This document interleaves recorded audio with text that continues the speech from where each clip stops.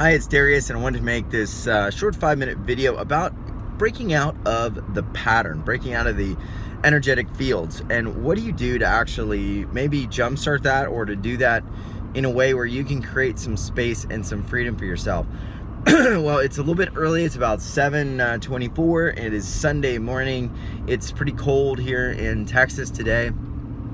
Kind of dreary, kind of rainy, and I was in bed sleeping, and everything was nice and warm, and the family was in the house, and I'm up early. Why? Well, one of the things that I do, and maybe you do it as well, is I'll take time early in the morning to kind of set the space for what I want to do, kind of how I want my day to go. It might be meditating, it might be writing, it might be taking some more time to think about new ideas or new projects. It may also be just doing something great, like going for a hike, going to the gym. I'm off to the gym this morning.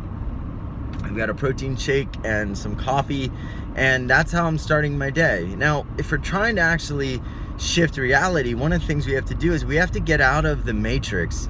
This is a really key thing, and the matrix is oftentimes the field of energy of other people's thoughts, other people's ideas, other people's expectations, other people's wants and needs in our life. And there's nothing wrong with that. That's part of, being a father, being a husband, being a son, being a brother.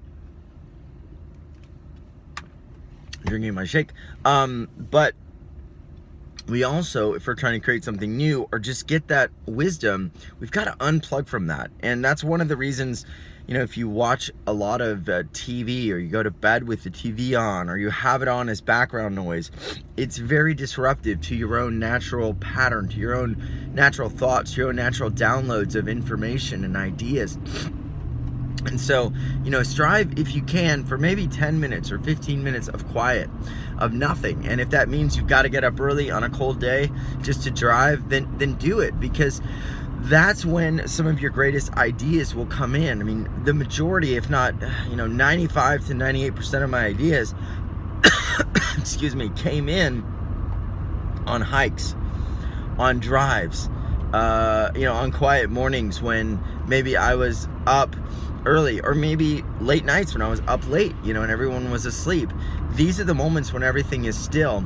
And I'm kind of reminded of a story that I learned about from the work of Napoleon Hill, talking about how Edison would actually figure out ideas. If there was something that Edison couldn't figure out, couldn't solve, what Edison would do is he would sit in a chair and he would think about the situation or the challenge or the bit of information that he wanted to download from the higher realms, from the higher, field of innate or infinite intelligence. And a lot of people believe there is this field of infinite intelligence where there's just this unlimited amount of knowledge and wisdom. And so he would hold in his hand a giant ball bearing, and this ball bearing, weighed, let's say, like a pound, and he had a big brass bowl under his hand, maybe about 3 feet, down on the floor. So it was basically at the under the arm of the chair. And so he'd be thinking about the problem in the quiet, in the stillness of his mind. And in the moment he would start to fall asleep, he would get an answer, he'd get an insight, but he didn't want to go to sleep without remembering it. So when he was holding that ball bearing and he would drop it, the ball bearing would hit the brass, bowl. It would make a big clang, and then that would wake him up, and he'd remember and recall the idea. Sorry, my throat's dry, it's early.